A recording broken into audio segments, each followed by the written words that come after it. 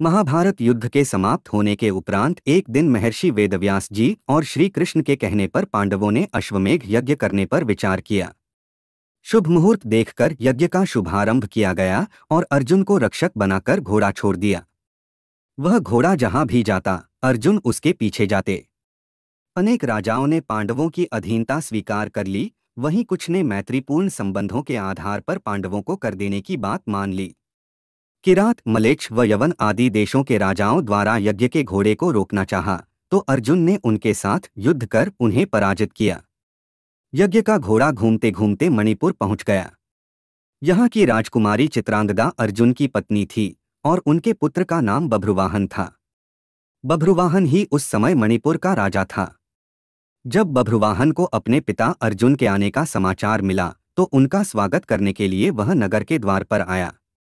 अपने पुत्र बभ्रुवाहन को देखकर अर्जुन ने कहा कि मैं इस समय यज्ञ के घोड़े की रक्षा करता हुआ तुम्हारे राज्य में आया हूं, इसलिए तुम मुझसे युद्ध करो। जिस समय अर्जुन बभ्रुवाहन से यह बात कह रहा था, उसी समय नागकन्या उलूपी भी वहां आ गई। उलूपी भी अर्जुन की पत्नी थी। उलूपी ने भी बभ्रुवाहन को अर्जुन के साथ युद्ध करने के लिए उकसाया।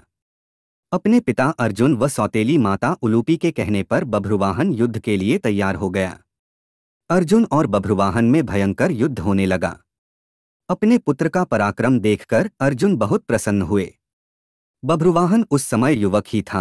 अपने बाल स्वभाव के कारण बिना परिणाम पर विचार कर उसने एक तीखा बाण अर्जुन पर छोड़ दिया। उस बाण को चोट से अर्जुन बेहोश होकर धरती पर गिर पड़े। बभ्रुवाहन भी उस समय तक बहुत घायल हो चुका था, वह भी बेहोश होकर जमीन पर गिर पड़ा। तभी वहां बभ्रुवाहन की माता चित्रांगदा भी आ गई। अपने पति व पुत्र को घायल अवस्था में धरती पर पड़ा देख उसे बहुत दुख हुआ। चित्रांगदा ने देखा कि उस समय अर्जुन के शरीर में जीवित होने के कोई लक्षण नहीं दिख रहे थे। अपने पति को मृत अवस्था में देखकर वह फूट फूट कर रोने लगी। उसी समय बभ्रुवाहन को भी होश आ गया। जब बभ्रुवाहन ने देखा कि उसने अपने पिता की हत्या कर दी है तो वह भी शोक करने लगा। अर्जुन की मृत्यु से दुखी होकर चित्रांगदा और बभ्रुवाहन दोनों ही आमरण उपवास पर बैठ गए। जब नागकन्या उलूपी ने देखा कि चित्रांगदा और बभ्रुवाहन आमरण उपवास पर बैठ गए हैं तो उसने संजीवन मणि का स्मरण किया। उस मणि के हाथ में आते ही उलूपी ने बभ्रुवाहन से कहा कि यह मणि अपने पिता अर्जुन की छाती पर रख दो। बभ्रुवाहन ने ऐसा ही किया।